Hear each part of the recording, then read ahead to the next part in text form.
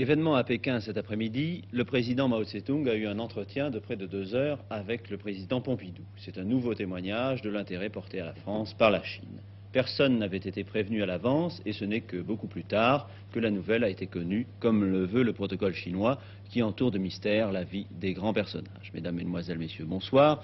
L'entretien Mao Tse-tung-Pompidou a eu lieu au Palais du Lac du Sud, un des lieux les plus secrets du monde où aucun étranger n'est autorisé à pénétrer, tout près de la cité interdite. Mao Tse-tung a reçu M. Pompidou dans un pavillon dont la plus grande partie est transformée en bibliothèque. Nous ne savons encore rien de ce qui s'est dit au cours de cet entretien auquel assistaient M. Chou En-lai et de Lipkovsky. Nous appellerons dans un instant nos envoyés spéciaux en Chine, comme nous ferons ensuite le point de la situation au Chili, où le suicide de M. Allende a été annoncé officiellement.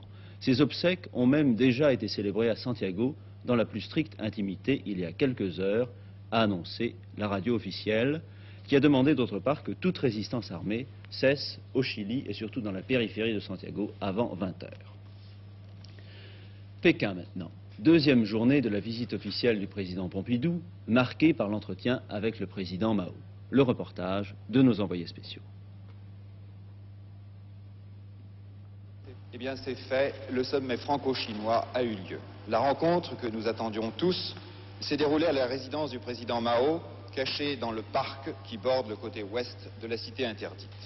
Tout cela s'est fait à la mode chinoise, comme le récent 10e congrès du parti, c'est-à-dire dans le plus grand secret. Nos confrères chinois ne sont même pas encore au courant. Seuls quelques pékinologues avertis avaient été mis en éveil par un balai insolite de voitures officielles, non loin du palais de l'Assemblée du peuple, où M. Chou En-lai a reçu brièvement le président Pompidou en début d'après-midi. Évidemment, rien n'a encore filtré sur la teneur de ce tête-à-tête qui a duré 2 heures. Il est probable que les deux hommes d'État ont abordé les grands thèmes politiques qui sont à la source de leurs préoccupations communes, c'est-à-dire le rapprochement des deux superpuissances, URSS et États-Unis, et les inquiétudes que font naître ce rapprochement pour l'indépendance de la France et de la Chine. Mais on peut ce soir déjà faire une constatation, une première constatation. De toute évidence, le président Mao a souhaité rencontrer le président Pompidou le plus rapidement possible, au lendemain même de son arrivée à Pékin. D'ailleurs, depuis hier, les Chinois multiplient les marques d'amitié à l'adresse de M. Pompidou. Dès son arrivée, le numéro 2 et le numéro 3 dans la hiérarchie chinoise, c'est-à-dire M. Chou En-lai et M. Wang Hongwen, étaient là pour l'accueillir. Aujourd'hui, il est reçu par le président Mao. Tout cet enchaînement augure bien des entretiens avec M. Chou En-lai qui se poursuivront demain et après-demain, sans qu'on puisse d'ailleurs exclure une deuxième rencontre avec le président Mao. Ce soir, un moment de détente, M. Pompidou a assisté à un spectacle de ballet. Nouvelle marque d'honneur, Mme Mao Tse-tung accompagnait le président Pompidou.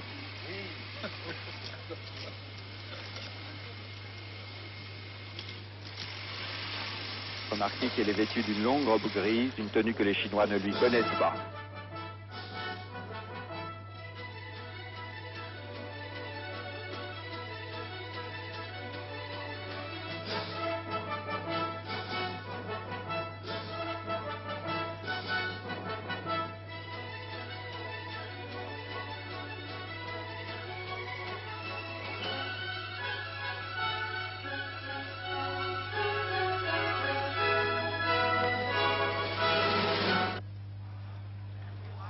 Dans la matinée, M. Pompidou avait rendez-vous avec l'ancienne Chine, la Chine des empereurs, qui jusqu'au début du siècle ont résidé dans la cité interdite. Ce fut une visite à la chinoise, c'est-à-dire en groupe. Malgré les consignes impératives du protocole chinois, une nuée de photographes et de journalistes accompagne le cortège officiel. Pendant 1 heure, guidé par le vice-premier ministre Deng Xiaoping et par le conservateur des musées nationaux, M. Pompidou a contemplé 500 ans d'histoire et d'art chinois. Visite d'ailleurs un peu symbolique, puisque ce Versailles chinois, situé au cœur de la ville, s'étend sur plus de 70 hectares et compte 76 palais. En fait, il faut plusieurs jours pour en découvrir les richesses.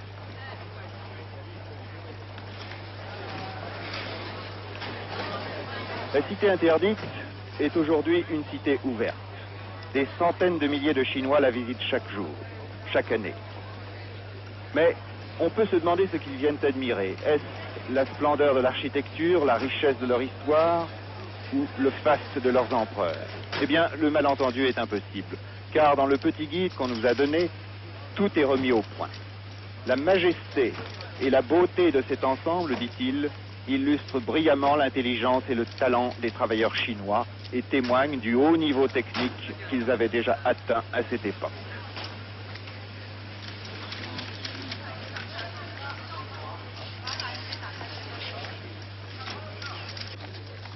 Monsieur Pompidou, qui s'intéresse beaucoup aux beaux-arts, n'a donc pas commis d'impair. Visiter la cité interdite, c'est une manière de rendre hommage au peuple chinois. Ici, Jacques-Olivier Chattard à Pékin, à vous, Paris. Monsieur Pompidou visitera demain un autre haut lieu de l'histoire chinoise, le Temple du Ciel, et il aura dans l'après-midi un nouvel entretien avec Monsieur Chou En-lai. Le Chili maintenant. L'expérience du socialisme dans la légalité a été brisée par l'armée. La semaine dernière, Salvador Allende disait « Il n'y aura pas de coup d'État et nous éviterons la guerre civile ». Les événements lui ont donné tort, il a préféré se sacrifier, peut-être pour éviter précisément la guerre civile.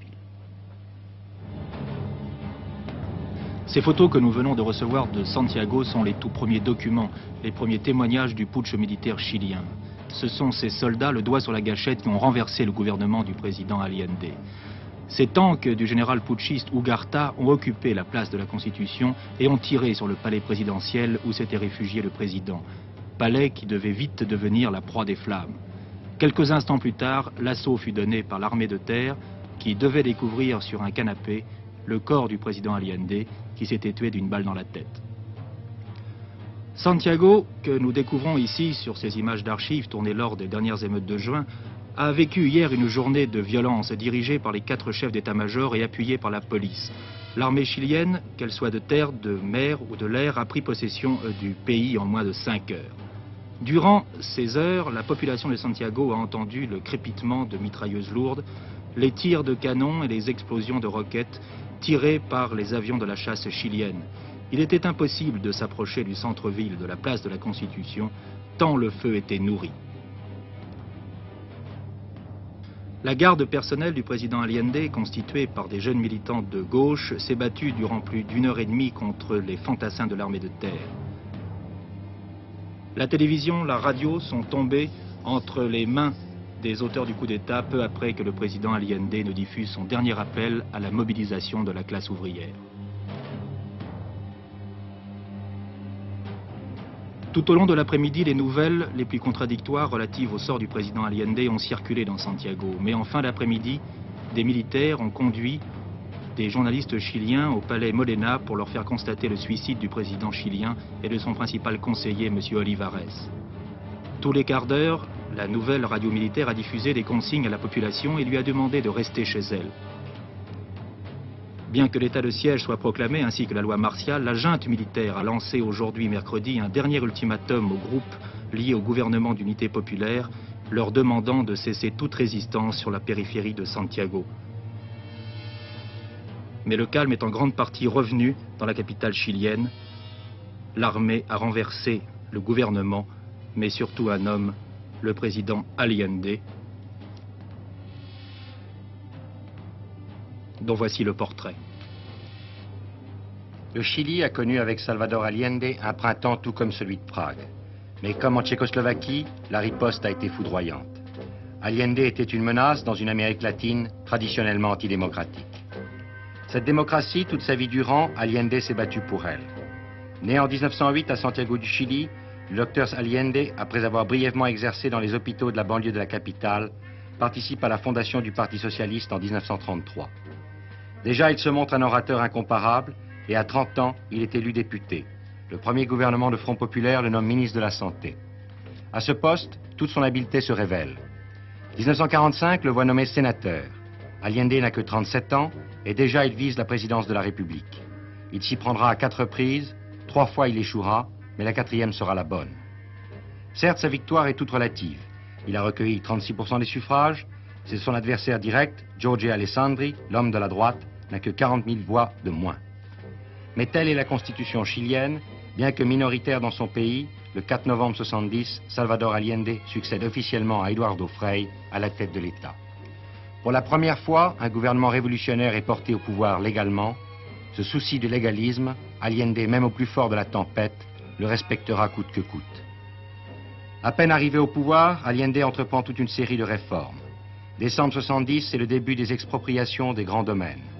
Cette révolution agraire va s'avérer un échec. Les paysans eux-mêmes ne comprendront pas bien tous ces changements qui influent guère sur leurs conditions de vie. 71, c'est la période des nationalisations. Celle du cuivre confrontera directement Allende aux États-Unis, et les Américains qui déjà voyaient d'un œil critique l'instauration d'un régime populaire en Amérique latine ne lui pardonneront jamais d'être mis à la porte. Allende a commis sans doute une erreur, elle a contribué à sa chute. Les 2 dernières années de son règne ont vu Allende, malgré toute son habileté, incapable de pallier à une crise économique et financière aggravée par des grèves sans fin, comme celle des camionneurs. Révolutionnaire mais légaliste, Allende a dû toujours ménager la chèvre et le chou. En agissant ainsi, il s'est fait des ennemis au sein de son parti, c'est-à-dire les purs révolutionnaires. Alors complètement pris en tenaille, pour amener la confiance dans les classes moyennes et rallier à lui les centristes, il a cru bon de politiser son armée, une armée qui avait toujours été tenue à l'écart. Cette décision lui a été fatale. Pendant toute sa vie, Allende s'est donné à son peuple. 44% selon les dernières élections lui faisaient confiance. C'est l'euphorie de toute cette population qui a fait d'Allende un mythe. Son suicide est ainsi peu surprenant. En agissant ainsi, le docteur Allende a sali ce putsch militaire et a peut-être sauvé son pays de la guerre civile. Quoi qu'il en soit, ce geste permettra peut-être au Chili de se souvenir d'une phrase d'Allende: « Je crois au vote et non au fusil ». À ce portrait du président Allende, joignons les témoignages de 2 hommes politiques français qui l'ont rencontré et qui s'étaient fait chacun une idée du socialisme à la chilienne. François Mitterrand, qui a tenu une conférence de presse aujourd'hui, et Alain Peyrefitte, le secrétaire général de l'UDR. Pour cet homme, nous avions de l'amitié. Et nous lui gardons l'estime qu'il mérite, assuré que si tel est bien le récit des événements de ces derniers jours, il s'inscrit déjà parmi les héros de la libération des peuples d'Amérique latine, incarnation d'une très haute conception de la démocratie. En somme, la démocratie, la morale et la justice sont d'un côté, c'est bien évident, et en dehors de quelques éditoriaux imprudents que j'ai lus avec étonnement ce matin, je pense qu'il arrivera très vite le moment où l'on pensera que si l'on doit s'inspirer d'un exemple, c'est beaucoup plus celui de Salvador Allende que de celui des hommes qui viennent de l'abattre et qui paieront le prix, tôt ou tard, peut-être plus tôt qu'on ne le croit, en tout cas dans un délai raisonnable auquel nous assisterons, paieront le prix de leur trahison à l'égard de leur peuple. Je suis resté trop peu de temps au Chili pour avoir pu faire une analyse approfondie de la situation politique, économique et sociale de ce pays, mais il n'était pas nécessaire d'y rester très longtemps pour comprendre que la situation devenait intenable. Le président Allende avait fait un pari qu'il ne pouvait pas tenir parce qu'il voulait marier l'eau et le feu. Il voulait respecter les libertés individuelles, les libertés parlementaires, et en même temps, il voulait faire la révolution, c'est-à-dire suivre les sacro-saints principes marxistes, la lutte des classes, la dictature du prolétariat. Il faut choisir, on ne peut pas tout avoir. Les autorités militaires ont annoncé le suicide du président Allende. Est-ce que ce suicide vous a surpris? Non, il ne m'a pas surpris parce que le président Allende était un homme courageux, un homme plein de noblesse, qui croyait totalement à ce qu'il faisait, qui était totalement engagé dans son expérience. D'ailleurs, tous ceux qui l'entouraient étaient comme lui. C'étaient des idéalistes qui croyaient vraiment qu'on pouvait faire la révolution tout en étant respectueux des libertés. Tout ça était intenable. Allende a été un apprenti sorcier. Les partis et organisations de gauche et d'extrême gauche avaient appelé ce matin à une manifestation à Paris contre le putsch au Chili. La manifestation a commencé vers 18h.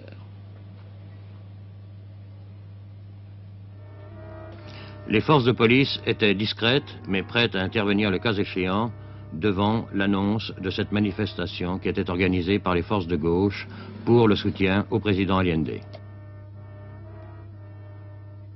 Devant l'ambassade du Chili, M. Maire, M. Segui, M. Marchais, M. Mitterrand, et derrière eux, une foule de plusieurs milliers de personnes dans un ordre absolument parfait.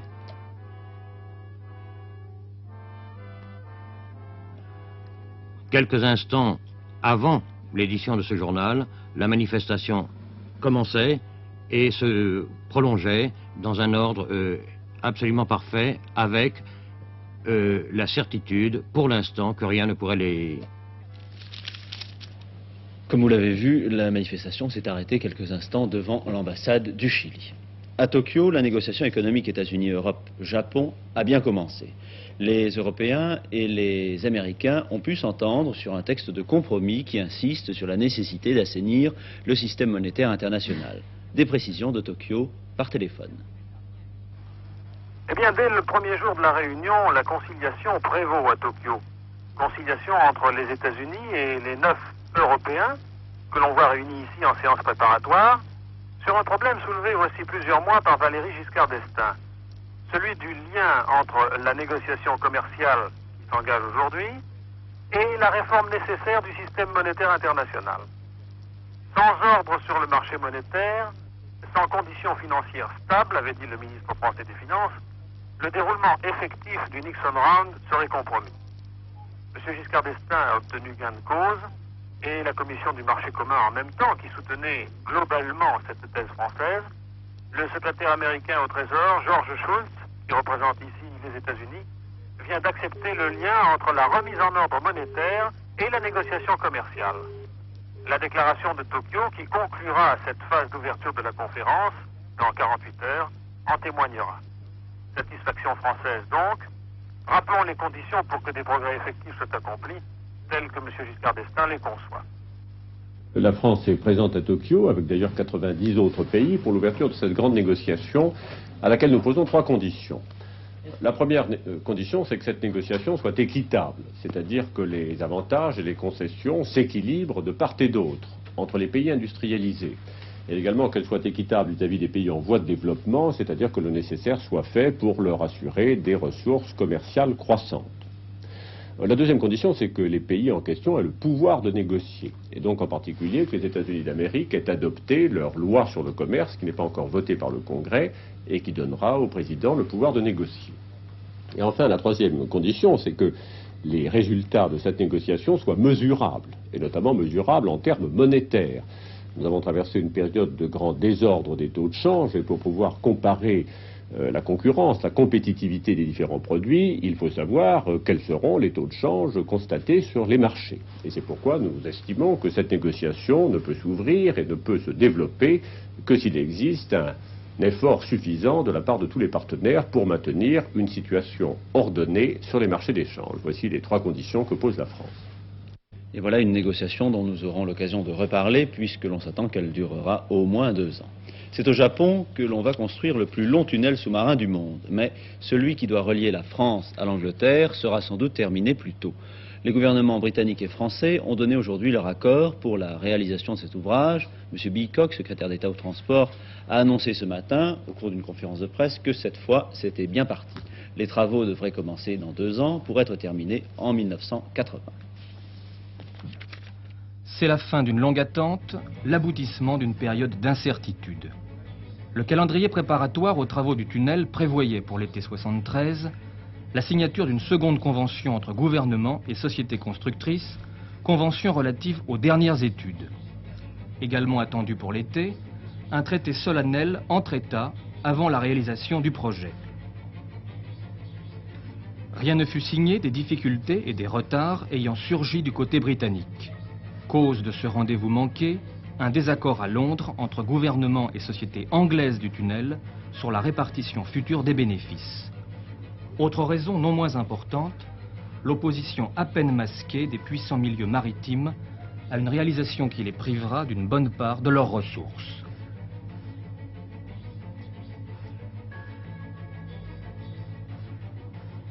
Le gouvernement de M. Heath est malgré tout décidé à aller de l'avant. Le livre blanc déposé aujourd'hui va être discuté à la Chambre des communes très prochainement, débat passionné en perspective, mais d'où doit se dégager une majorité en faveur du projet. Le traité international est attendu, lui, pour le 15 novembre. Quant aux travaux, ils commenceront dans 2 ans.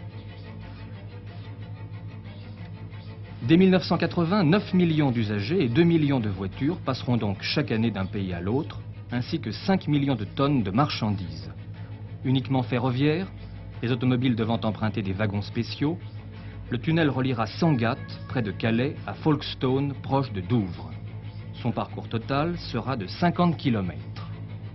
Vous voulez faire partie du voyage inaugural sous la Manche, il faut vous dépêcher. 15 places ont déjà été louées dans le premier train qui empruntera le tunnel en 1980. La rentrée politique, je l'ai dit tout à l'heure, M. Mitterrand a tenu cet après-midi à Paris une conférence de presse. Le premier secrétaire du Parti socialiste a annoncé que son parti se prononcera prochainement sur la réduction du mandat présidentiel à 5 ans proposée par M. Pompidou. Il a fait allusion, d'autre part, aux récents propos des dirigeants communistes, M. Marché et Segui, sur la possibilité d'accession de la gauche au pouvoir avant une échéance électorale normale. Segui et Marché disent, ou semblent dire, en tout cas on exploite leurs propos, qu'un nouveau mode d'action, la pression des masses, des événements qui pourraient être le cas échéant sollicités, pourrait précipiter les événements politiques et conduire la gauche au pouvoir avant même les échéances qu'indique le suffrage universel. Je voudrais simplement, sans prendre position sur ce qui est dit par d'autres hommes politiques, ce n'est pas mon affaire, je voudrais quand même vous préciser un peu, vous faire un certain rappel. Je veux dire que, voyons, au niveau des statistiques, on ne peut pas dire qu'ils aient tort. Au niveau des statistiques, 4 assemblées nationales sur 7 ont vu interrompre leur carrière. Mais les présidents de la République, eh bien, 2 sur 3. J'ai connu M. Vincent Auriol, il a terminé son mandat. J'ai connu M. Coty, il ne l'a pas terminé, et ce n'était pas notre fait. Le général de Gaulle n'a pas terminé son 2e mandat. Bref, toujours au niveau des probabilités, on peut dire ce qu'on veut. Mais ceux qui le disent, ce n'est pas nous. Ceux qui le disent, ou le sous-entendent, c'est M. Giscard d'Estaing, c'est M. Chaban-Delmas, c'est M. Edgar Faure, je veux dire, ce sont les 3 candidats qui n'ont pas spéculé sur 1976, les imprudents, mais sur une date indéterminée qui ne dépend pas de la Constitution.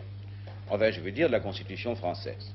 Alors, pour ce qui concerne le Parti socialiste, lui, il ne sait pas et ne se laissera pas aller à ce genre de calcul. La loi nous invite à nous prononcer en 1976 et en 1978.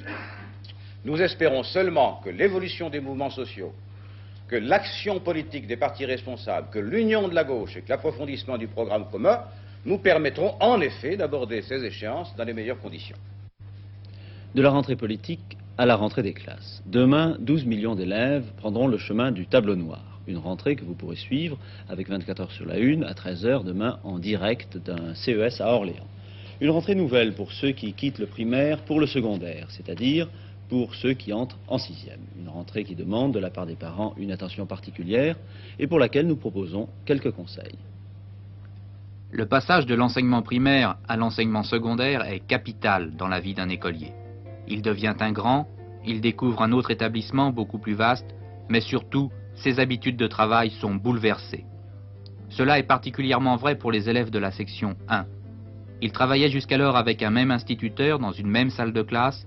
Ils auront désormais 8 professeurs, 1 par matière, et changeront de salle à chaque heure de cours. En section 2, les professeurs enseignent généralement 2 disciplines. Ils sont donc moitié moins nombreux, mais l'enfant doit faire preuve d'autant d'initiative personnelle dans le maniement de son emploi du temps. Les programmes et les horaires sont identiques en section 1 et 2 et offrent pratiquement les mêmes débouchés. Les classes de section 3, dites 6e de transition, ont pour but de consolider les connaissances de base de l'enfant. Un même maître y enseigne toutes les matières, sauf la langue vivante, confiée à un professeur spécialisé. Le débouché le plus courant de cette section est l'enseignement technique. Mais attention, le premier trimestre de 6e est capital. En fonction de ses résultats, sur votre demande ou à l'initiative du chef d'établissement, l'affectation dans l'une ou l'autre des sections pourra être modifiée. Quoi qu'il en soit, à partir de la 6e, l'enfant devra organiser lui-même son travail personnel, tant à la maison qu'au collège ou au lycée. Aussi est-il bon que ses parents, au moins pendant la période d'adaptation, veillent à son emploi du temps et au dosage de son travail. Pour mieux aider l'enfant et être au courant de sa scolarité, il ne faut pas hésiter un seul instant à consulter les professeurs, surtout le professeur principal. Ceux-ci se plaignent trop souvent du manque de contact avec les familles. L'élève de 6e doit faire 1 ou 2 heures de travail quotidien à la maison, un travail donné plusieurs jours à l'avance. Il est extrêmement important, dans la mesure du possible, que l'enfant puisse trouver chez lui son coin travail. Loin de la télévision, des bruits d'assiette ou des cris de ses petites sœurs, il pourra s'y étaler et s'y concentrer dans le calme. Il ne faut pas oublier, enfin, qu'un élève de 6e doit se coucher tôt, dormir longtemps. Sa santé et son travail en dépendent. Eh bien, encore un bon conseil, signalons à ceux qui sont préoccupés par la rentrée fiscale, que le ministère des Finances a décidé que les contribuables de conditions modestes, qui seraient gênés par l'échéance du 15 septembre, peuvent adresser à leurs percepteurs des demandes de délai dont on nous annonce qu'elles seront examinées avec une bienveillance toute particulière. Une autre bonne nouvelle qui n'a rien à voir, vous allez le comprendre tout de suite, avec les contributions. Jean Richard va mieux. Et pour s'en persuader, il est retourné à l'hôpital. Ses médecins, ceux qui l'avaient sauvé après son accident de la route, l'ont examiné sous toutes les coutures. C'est parce que son cirque était la cible d'un incendiaire que Jean Richard s'était rendu le 10 juin dernier à Pernay, dans l'Eure. Sur le chemin du retour, près d'Évreux, la Mercedes de M. Maigret quittait la route. Dans un état comateux, il devait être transporté par hélicoptère à l'hôpital Lariboisière à Paris. 15 jours plus tard, Jean Richard prononçait ses premiers mots et recommençait à marcher, mais ce n'est qu'à la fin du mois de juillet qu'il réapparaissait en public. Son public, c'était le cirque. Aujourd'hui, 3 mois jour pour jour après son accident, Jean Richard est revenu à l'hôpital Lariboisière. Ses médecins voulaient l'examiner et pour la première fois depuis son accident, Jean Richard a bien voulu parler. Comment allez-vous? Je vais mieux puisque je suis là. Je me fais revoir tout ce qu'on m'a fait. On m'a fait tellement de choses. Alors tout ça, il faut vérifier si ça tient bien le coup. Ça a été difficile pour vous? Ça a été difficile au début, oui. Enfin, ça a été difficile. Je suis resté une quinzaine de jours dans le Midi, là. Vous vous êtes dépêché malgré tout de retrouver votre cirque? Oui, quand même.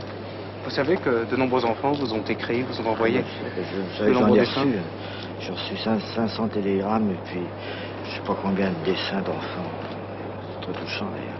On vous reverra bientôt à la télévision? Ben, j'espère, oui. On m'a fait déjà des propositions, mais c'est un peu lourd.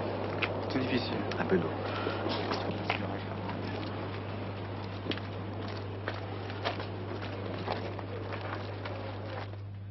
Ce journal est terminé. Merci de votre attention. Je vous souhaite de passer une excellente soirée. Au revoir.